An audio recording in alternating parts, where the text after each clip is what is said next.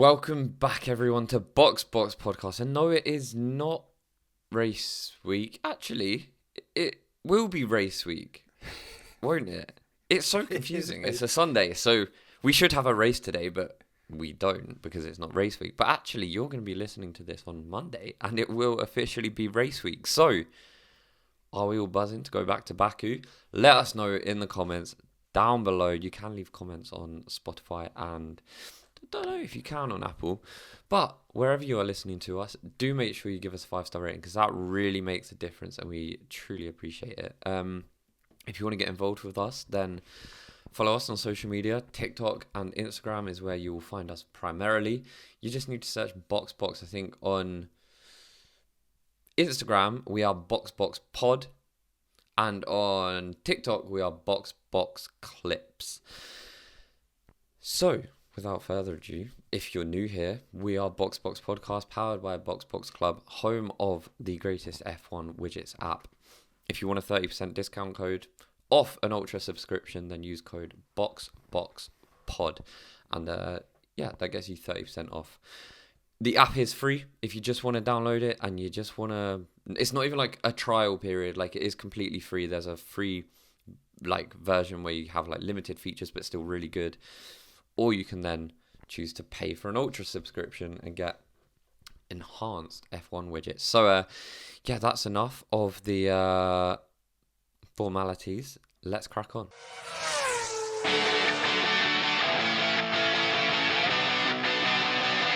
All right, guys, welcome along to a brand new podcast. And I'll be honest with you, there is no news whatsoever.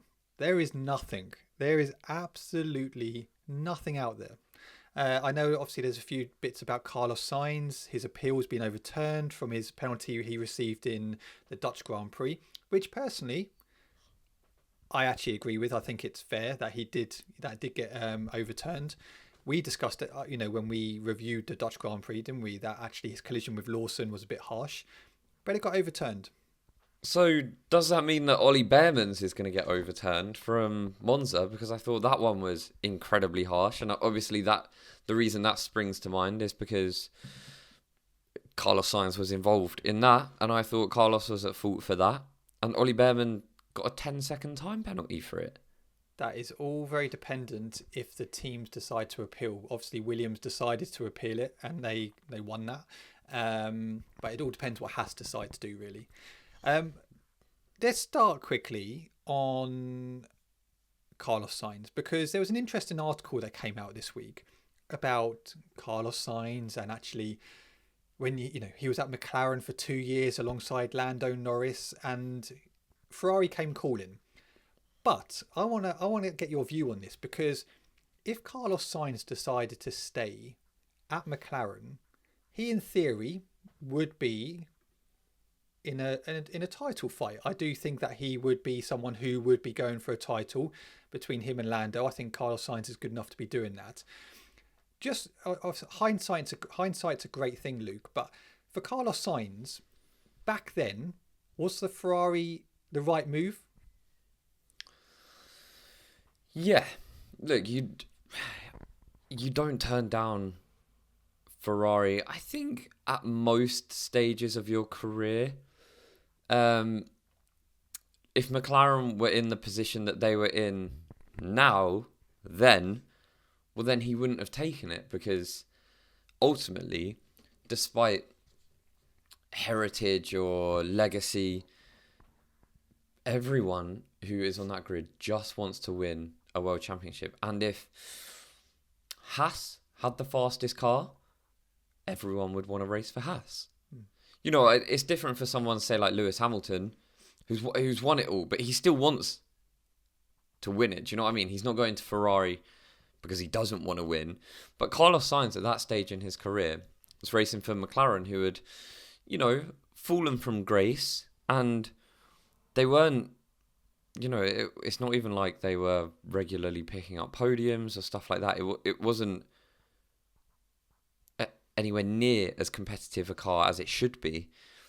And then Ferrari, who kind of still were, through the turbo hybrid era, let's not forget that for a lot of that, Ferrari were the team to challenge, I'll use that word loosely, Mercedes. And at the same time, it's Ferrari. And hindsight is a wonderful thing, right? And looking back, it might have been in his best interest to stay at McLaren, but my God, that would have been, some journey, because we're talking, I don't even know how many years later, so kind of like 6 years later or whatever. And there's just no way of telling, because at that point in time, right, where is your faith going to be? You'd consider Ferrari a much better bet than McLaren, because 100%. Ferrari were that team. Seb gave Lewis some hard times in 17, 18, and McLaren were just nowhere. So, yeah, he made the right decision. It's easy to say, to look back now and be like, oh, well, that was a bad move. But, he got a couple of race wins. But, yeah, probably an opportunity missed. I don't think... Look, at the time, when Ferrari come knocking, McLaren weren't anywhere. They were nowhere in, the constructors, really. So I think for Carlos Sainz at the time, it made perfect sense. Ferrari come knocking, you don't turn that down. But obviously, hindsight, yes, is a great thing. And Carlos Sainz has said, he reckons if he was still at McLaren, he would be in the fight for a championship. And I truly, actually, I do believe that. I think if, say it was still Lando Norris and Carlos Sainz, who would your money be on? If Carlos Sainz did stay at McLaren and they've now, a really competitive car, which they've got now, who would your money be on? Carlos Sainz or Lando Norris? I don't know. Well, see, it's a tricky one, because if I say Carlos Sainz, then I'd then also have to realistically say Alex Albon would beat Lando Norris. And do I truly believe that? No. I think Lando Norris would win the World Championship if Carlos Sainz was in the next McLaren. Yeah, it's interesting for me, because if you looked at Carlos Sainz from last year in that Ferrari and his performances, I'd be like, Carlos Sainz. I do think that. But you think it's as clear as that? No, maybe not. I do think Lando would probably edge it between those two. But at the time, it's interesting, isn't it? Because Ferrari didn't go for someone like Lando Norris, did they? They went for Carlos Sainz. So did they think that Carlos Sainz was the better driver out of them two at the time?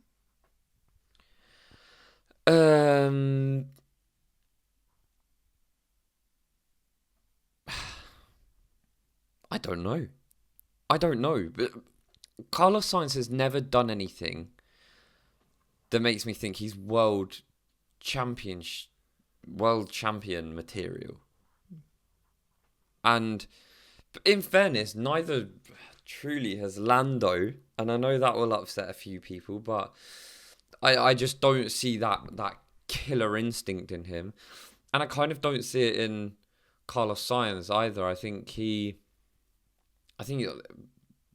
unbelievable driver, by the way. I really like Carlos Sainz, and I'm really rooting for him at Williams. But I do also think that Lando has got that pure pace on him.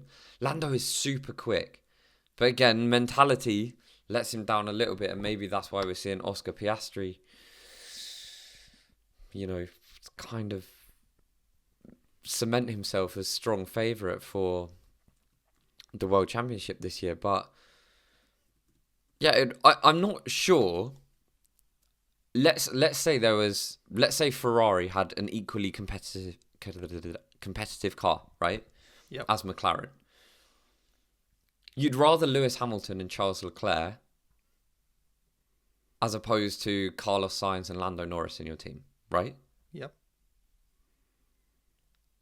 So I think when I put them together, I think I actually don't know who would win. For me, it's an interesting one. I obviously none of this matters, because at the end of the day, hindsight is a great thing. But are McLaren a better team if they swap Carlos Sainz for Oscar Piastri?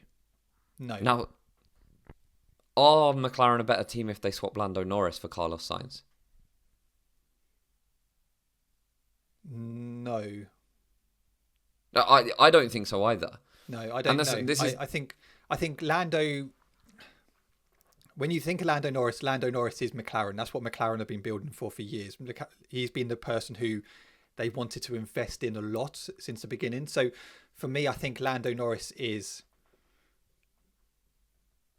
McLaren. Does that make sense? I'm not saying that. Well, yeah, I mean, he's been there a long time now. You know, you can't imagine Lando driving anywhere else, but I'm not saying it will never happen, because I'm sure people couldn't ever imagine Lewis wearing red, and here we are. But I think that's probably the best way to look at it. Like, I know all sports fans have short memories, right? And what we shouldn't do is think, oh, well, Carlos Sainz is now, you know, racing at Williams, and he's had like 50, 60 points off his teammate. But you know, it was just last season that I think he finished ahead of Charles Leclerc, did he not? In the championship, he did the same in 2021. It's like, Carlos Sainz is a very good driver. I just don't think I'd take him over Lando Norris. No, I don't disagree with that. I think what McLaren have got at the moment, they've got a perfect pairing. Oscar Piastri, Lando Norris is a perfect pairing for McLaren, and it works well. Do you know maybe the best argument for this? The strongest argument for why you wouldn't take Carlos Sainz over Lando Norris? Lando Norris is currently, you know, going head-to-head with his teammate in this championship battle. And I know Oscar Piastri has a little bit of the upper hand at the moment, but it's still very much on, right? When Ferrari had a competitive car for the first half of the season in 2022, it was Charles Leclerc going head-to-head with Max Verstappen. Yeah. Carlos Sainz was never in that debate. So, and that's not to discredit Carlos. Like, I think pretty much every team on the grid would be happy to have Carlos Sainz. Oh, 100%. And that's why Williams was so delighted, and that's why Williams wanted him so much, because he is a great driver. Yeah. No, it is. And yeah, how different his career could have been. So different had he have just stayed at McLaren. But my God, he would have had to have waited some years for that decision to seem like the right one. Can you imagine, like, on the day he rejects Ferrari and he's like, no, I'm gonna ride it out here. Everyone would be like, you, sir, are crazy. It was a perfect move at the perfect time for Carlos Sainz. You don't turn down Ferrari, especially with how bad McLaren were at the time. But looking forward now, he must be thinking, do you know what? If I stayed there for a few more years like Lando did, I could probably be fighting for a championship. Even though I do think Lando would edge it. It was 2021, wasn't it? Carlos came to that Ferrari team. Yeah. So it would have been 21, 22, 23, 24. Things started getting a bit nicer. And then, 25. So 5-year gamble. You don't take those. You know, a lot of F1 careers are so short. You don't turn down Ferrari while you're bumming it at McLaren, because life just wasn't good for McLaren then. No. Do let us know what your thoughts are on that. Would Carlos Sainz win this year's championship if he was up against Lando Norris and the McLaren team? Do let us know. Do drop a comment. Staying with McLaren, Luke, I've got a bit of a quiz. There's two quizzes coming up now. Okay, one's a blind ranking, which we haven't done this in ages, and I'm quite looking forward to this one. But can you tell me when was the last time Lando Norris led the championship this year? Oh, I reckon the last time Lando Norris led the championship was... What was our third race? I reckon it was after...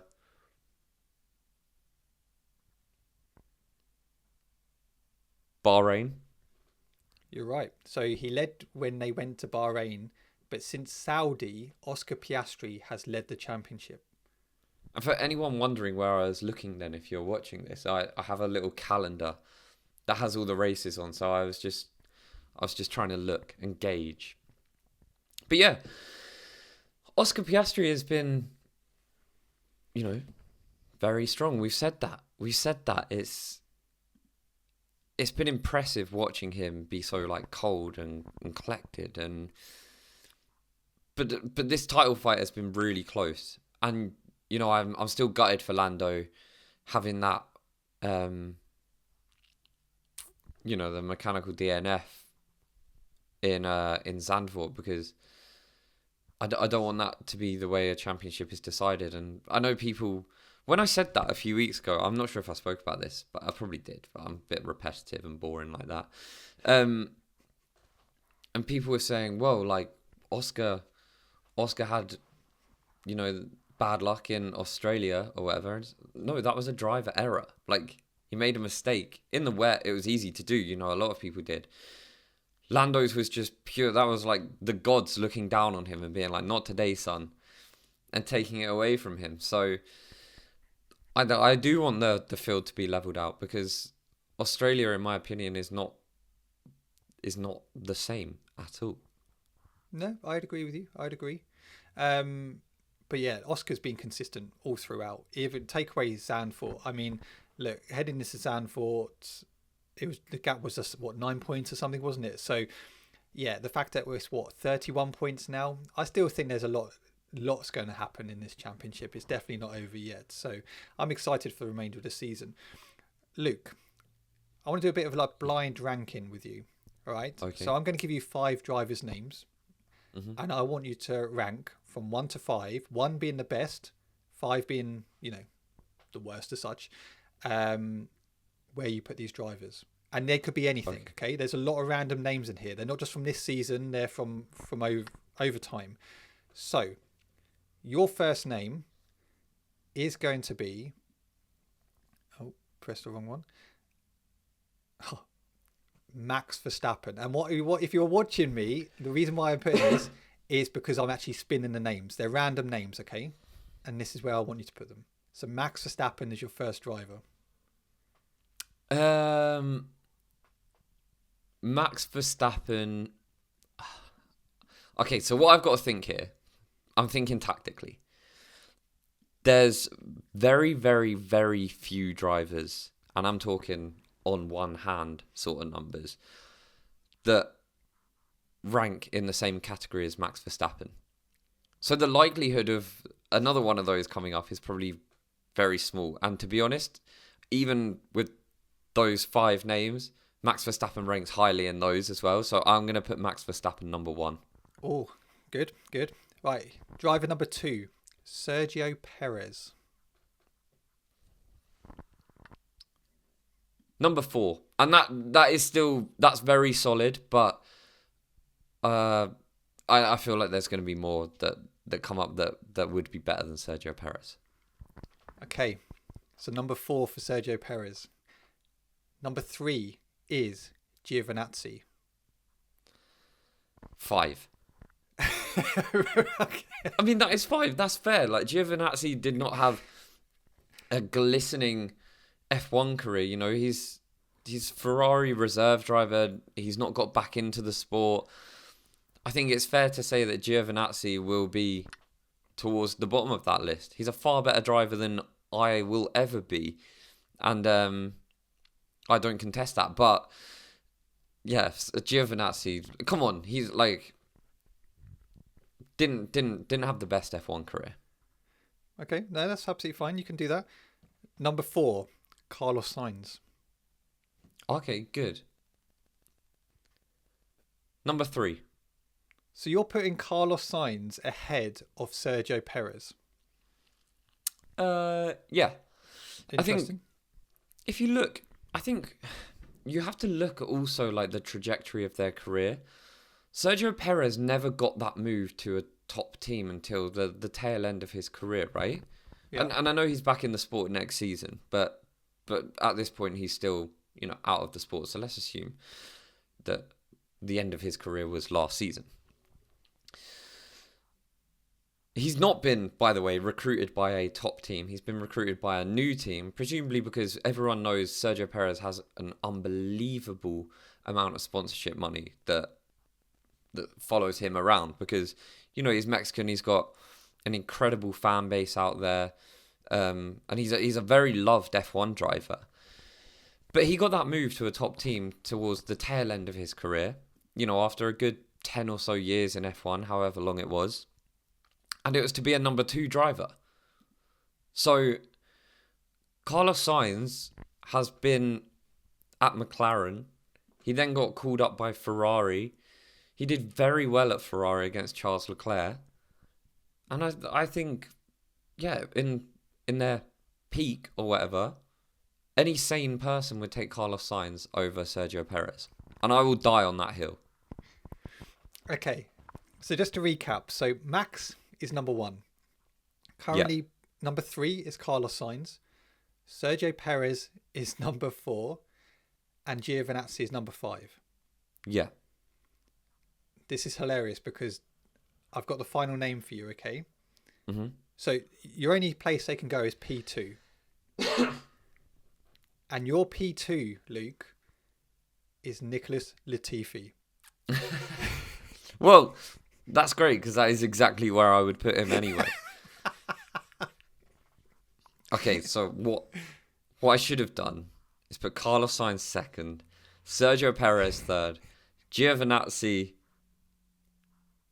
fourth, and Nicholas Latifi last. But that's how it would have. But Nicholas Latifi, correct me if I'm wrong here, had a longer F1 career than Antonio Giovinazzi. I believe so, yeah. I believe so. So, maybe fourth? No. Latifi had a pretty tough time in F1. Granted, didn't have the best car. Actually had the worst car for most of it, but George Russell ended up racing for Mercedes.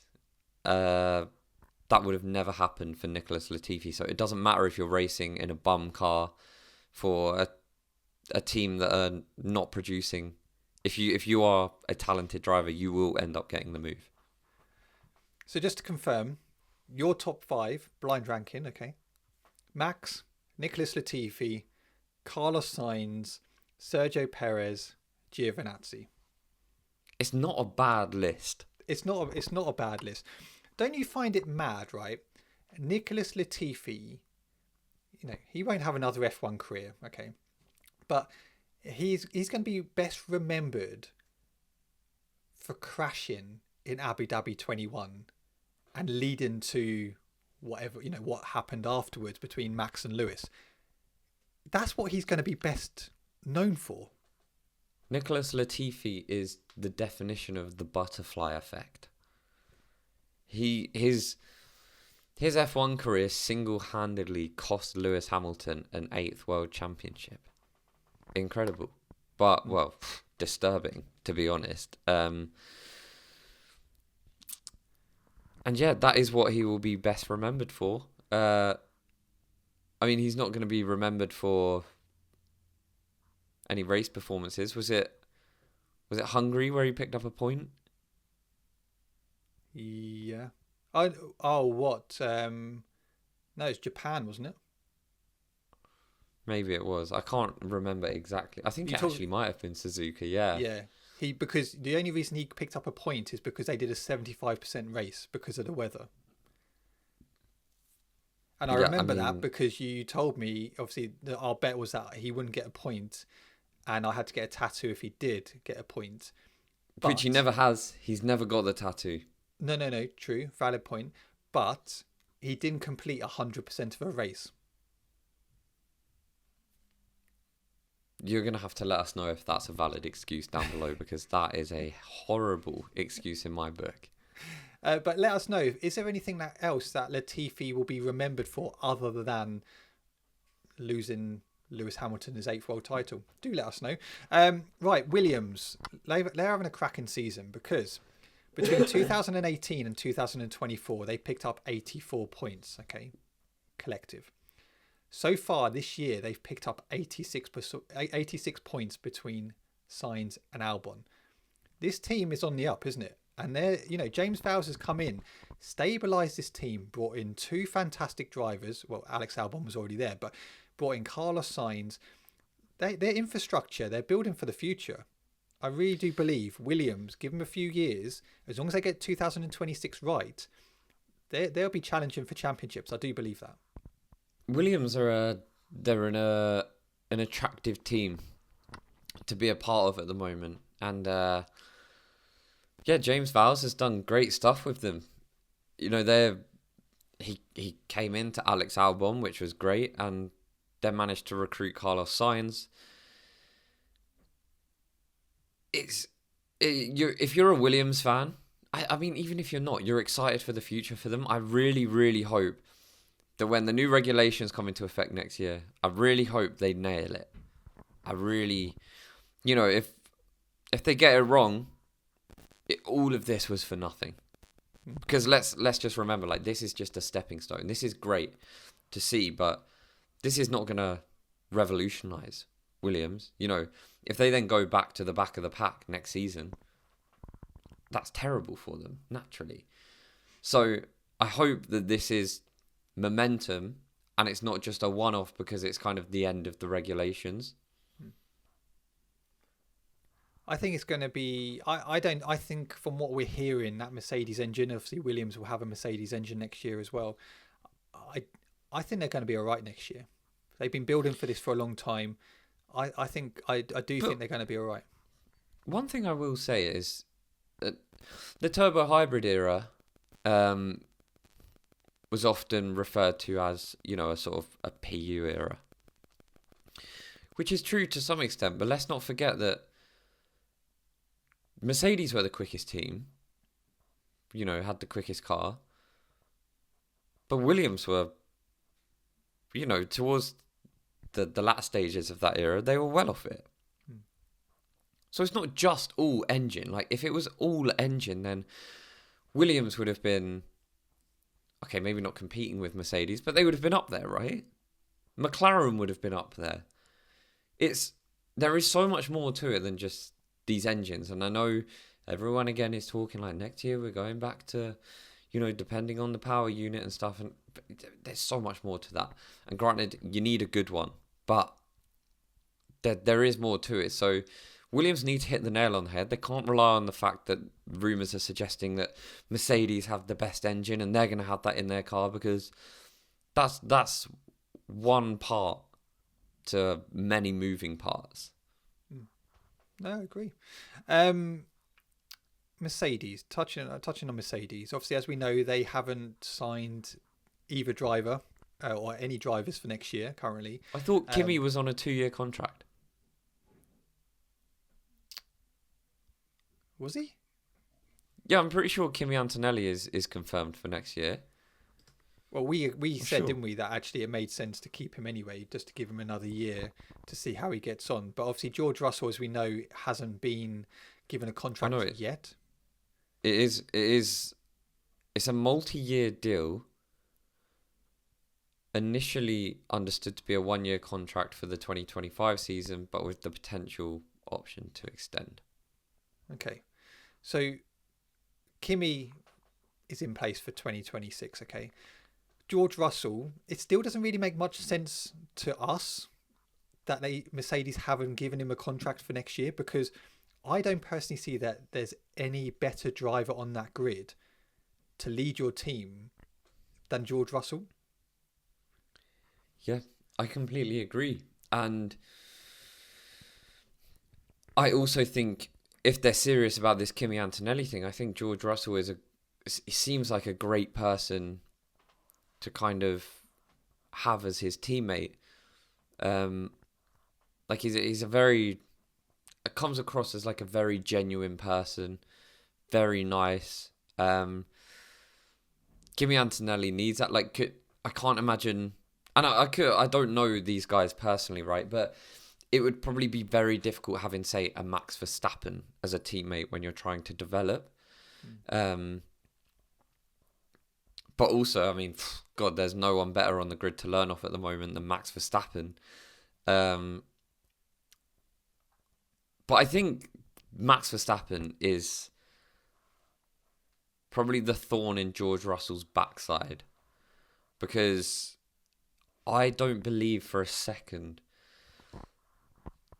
that they wouldn't put pen to paper for George Russell if Max Verstappen wasn't flirting with them. There is something in that. I know Max has said I'll be here next season, but people can say anything they like. You know, that there's nothing stopping them.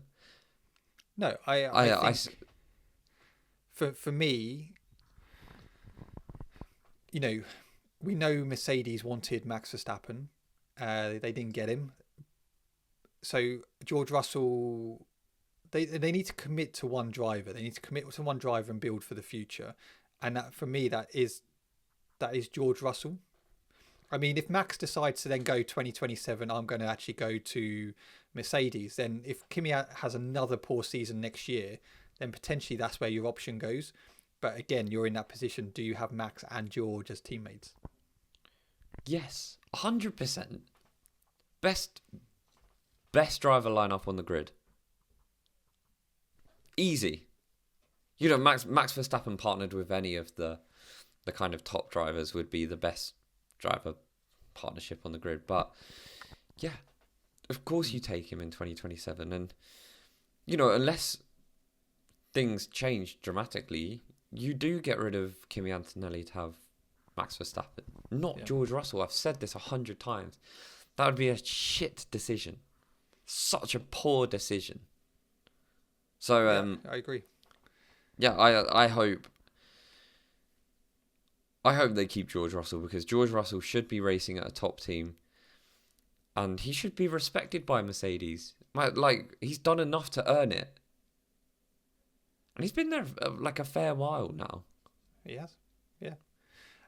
It's interesting. We posted a clip last week about Lando Norris being booed on the podium, and it's funny because Luke and I both said, we're probably going to get a bit of stick for this.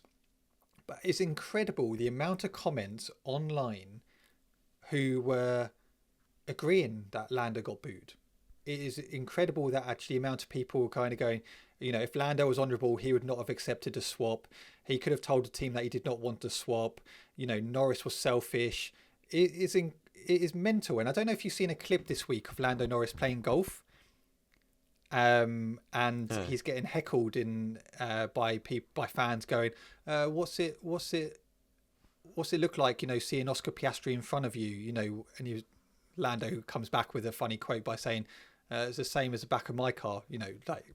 But it is incredible seeing the amount of comments and the social media that actually a lot of people are starting not to favour with Lando.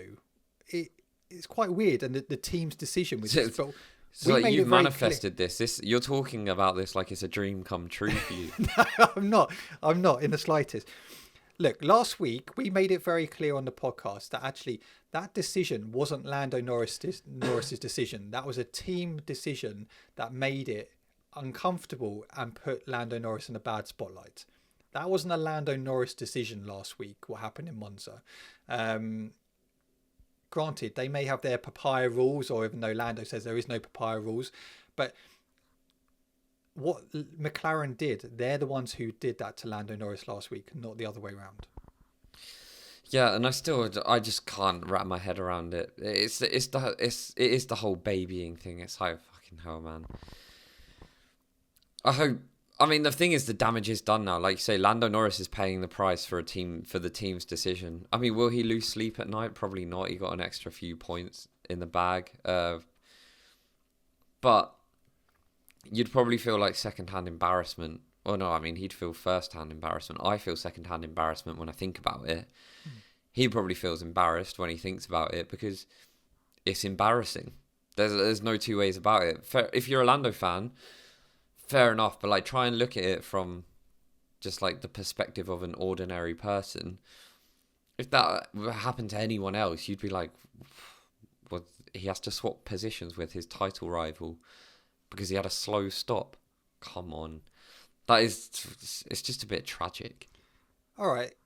Scenario. Say come the end of the season, Lando Norris wins the championship by 3 points. Okay. Mm-hmm. Do you think there will be uproar within the F1 community because of what happened in Monza? Probably, because that's. I mean, you'd have to win it by 4 points, because then otherwise they're on the same amount of points. But let's assume it's 4 points. Yeah. And, 2 points. Sorry, God, why can't I count? And then you took those away, gave them to Oscar. He'd then win it by a point. It's yeah, people would be up in arms about it because it wasn't deserved. That would have been just pure robbery for Oscar. Taking those points away from him was pure robbery anyway. But if it then goes on to derail his championship, ultimately, I know it's only 3 points, but those 3 points matter. But my God, go back to 2021, every single point matters. And I think what the team did, I personally think it's unforgivable. People might think that's too extreme, but this is two young men trying to battle it out for their dream. And these things happen in sport. Slow stops, crashes, spins, mechanical DNFs, whatever, they all happen in sport. And Lando was super unlucky, and Zandvoort, I've already said that. I hope there is something that sort of nature provides us to level the playing field in that sense, but if it doesn't, it doesn't. But what the team can't do is get involved in that. And taking it back to all the way to last season for a completely different scenario that had no impact on the championship other than Lando's world championship. They should have never made Lando give that place back. But you've got to see the commonality here, and it is that the team, it's all coming from above. The team have a problem in, I don't know what it is, whether they're too nice or it's racing, lads. You're on McLaren Formula One team. Grow up. Yeah, and I think for both Oscar and Lando, it must be quite uncomfortable because these decisions are being made by the team. But ultimately, Lando and Oscar are the ones who are taking the brunt. Well, I say more Lando is taking the brunt of fans' frustration, and because people just think that Lando's being favoured. But yeah, it's difficult. But hopefully it doesn't get to that situation that come the end of the year we're saying, well, Lando Norris wins by 2 points, and then we have to go, yeah, but actually Oscar Piastri shouldn't have lost those 3 points back in Monza. And hopefully we don't have that scenario, because that won't be good for Oscar, that won't be good for Lando, and you don't want to see that, do you? But let's talk a bit about Baku. So F1 is back this weekend on Friday. It is early. So FP1 is 9:30 till 10:30. FP2 is 1 till 2. FP3 on Saturday is 9:30 till 10:30. And qualifying is 1 till 2. The race on Sunday is midday. An early race. I'm going to be in Turkey, so I think it's probably going to be at about 2 o'clock for me. I don't know what the time difference is in Turkey, but so it'll be normal time for me. You going to watch it? Yeah, of course. Yeah, no, we'll sniff out a bar or something somewhere that shows it. I'm excited, I don't know why I get excited every week, but I do get excited every week, even though it's the same result. Basically, it's normally pain and suffering thanks to Ferrari, Lando Norris or Oscar Piastri getting the win, unless you see that random bit of magic from Max where he... Did you see the comment on our YouTube last week? No. Sorry, this just relates to me saying Max's magic. I'm gonna get this up, right? Because someone said this. Nothing magic. Basically, the title of the episode last year was Magic Max Strikes Again. Hamilton's come back, and let's have a real conversation about McLaren. But so he said, nothing magic. Max's car was set on almost zero downforce, so he got high speed on straights and was slow on corners. McLaren's were set somewhere between faster on corners and slower on straights. That was it. I mean, look, there is no point fighting with idiots. There absolutely isn't. Don't rise to it. If anyone tells you anything other than Max Verstappen was the difference between winning and not winning last week, they are just stupid, and you have to accept that. Only Max Verstappen wins that race. In 100%. Not even in that car. Like there was only one person who could beat those McLarens, and it was nothing to do with the car. Obviously, the car was set up in a way that was beneficial for Max, but man, he drove the wheels off that thing, and they couldn't get near him. This is a car that has been routinely winning by like 20, 25 seconds. And then all of a sudden they get to Monza and Max has one of those magic days and he fucking smokes them. It was super impressive. And yeah, I mean, if that's your view on F1, then you are quite literally saying that everything is down to the car, always. You might as well not watch it because it must be fucking boring. That's just my thoughts. Look, Max was phenomenal last week. Going back to Baku, I am really hoping we have a good race again. Obviously, last year Oscar Piastri won there. He did that great overtake on Charles Leclerc, held the race really well. Never really looked he was under pressure from Charles Leclerc, but he never looked stressed, did he? And I remember talking about this a year ago, and a lot of people gave me stick because I was going, no, Oscar Piastri drove that really controlled race, never really looked like he was going to lose that place. And people were like, oh, look, Oscar Piastri, it's only because he had Charles Leclerc behind him, he couldn't get past him, overtaken. Look, Oscar was brilliant last year. He really was. And, to get the win, I thought it was a very good win last year. Yeah. I mean... Wait, we're talking about Oscar here, right? Yeah. Oscar is just... I was so confused. We went from Max to Oscar. I know. I was saying about looking at last year's Baku race. Yes. I mean, everyone was so impressed with Oscar's race there last year. I got a lot of stick last year. Yeah, well, I mean, I think you made out it was a bit more definitive than it actually was, but it was a very good drive from him, and it was the overtake on Charles Leclerc, wasn't it? Where, I think that was where everyone thought, hang on, Oscar's really got something about him. And even I think that overtake on Charles Leclerc at Monza was it Lesmo 1? Super cool. But I mean, you'd have to put Oscar down to win it again this year, surely. Yeah. No, I mean, we had quite a good race last year, didn't we? We had Perez and Sainz crash on the last lap. Oscar with a great overtake on Leclerc. It's weird, isn't it? Because you look at a year ago, Franco Colapinto picked up 4 points for Williams. He picked up a P8. Can he do that this year in the Alpine? I don't know. Ollie Behrman, he wasn't even driving for Haas at the time as a permanent position. He picked up a P10. He was covering Magnussen. He was racing Lewis Hamilton. Yeah. Yeah, he was literally 1.1 less than a second away from Lewis Hamilton. So very impressive from Ollie Behrman last year. Verstappen was P5, Lando Norris P4. But who is your top three for this weekend's Baku Grand Prix? I think you've got to put the McLarens 1-2.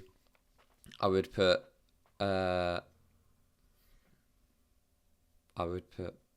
Oscar Piastri first, but I do genuinely believe it could be either of them, Lando or Oscar. It is really hard to pick between the two, because I still do believe that Lando on pure pace is the quicker driver. I know some people disagree with that. That's fine, but you can normally always, well, you can't always rely on Oscar to turn up, and that's what you can't rely on with Lando Norris. And I'm sure Lando will look quicker in FP1, FP2, FP3, Q1, Q2, and then Oscar will pull out a lap in Q3. It's quite sensational how he does it every single time, and I'm sure it keeps Lando up at night. But it will be a McLaren 1-2, as it should be, as it should have been last week, in my opinion. And then, Max Verstappen, no one is going to pull out performances like that every single week. So I'm actually going to... The Ferraris have looked good on the quicker tracks. So I'm going to put Charles Leclerc, P3. Do you think Oscar does that on purpose? He goes, lads, just turn my engine down slightly. Let's let Lando think that he's getting ahead. Oh no, Lando's beaten me by a tenth in, FP1. Oh, another in FP2. Oh no, it must be Lando's to win. And then he gets to qualify and he's like, come on then, lads, let's just go and smoke him. I mean, it absolutely could be mind games. It could be. I mean, if it is, it's genius. I mean, surely all the greats use mind games, because 90% of sport and winning is up here. So that would derail you. Could you imagine? Imagine, I don't know. It's kind of like conning someone, isn't it? It's like letting them beat you like 3 times in a game of pool, and then be like, oh, do you know what? Should we play for 20 quid? And then you fucking cook them, and they're like, what the fuck? Like, that's probably what it feels like to Lando when he sees this. Like, all weekend, he's ahead. Q3, the final run, Oscar Piastri, boom, bangs out this banging lap. And he's just like, how has that happened? Yeah. So maybe he's just playing bad. Except in Monza. Until that final run. Except in Monza. Lando got him on there. For me, top 3, I'm going to go Oscar, Lando, and look, it's got to happen eventually. I'm going to go Lewis Hamilton. Lewis Hamilton P3. It's got to happen. Yes, I'm delusional. I would love for that to happen, but I'm not sure I'm putting my money there. Look, I certainly haven't lost faith in Lewis Hamilton at all. I'm just here for the journey, and I feel like next season is when we can really judge his time at Ferrari. Yeah. I'm not expecting too much. No. Do let us know who your top 3 is. But that is the end of the podcast. And that is somehow we've managed to extend that to 47 minutes impressively, considering that when we started this, we have literally nothing to talk about. But we won't be back next week because Luke is away. But do check us out on all social media, because we'll be posting clips on TikTok and Instagram after the race anyway next week. So do check us out on there. We'll be back the following week on YouTube and all audio platforms, where Luke will be back from Turkey. And yeah, that is the end of the podcast. Hope you've enjoyed it, and we shall see you soon. Bye bye.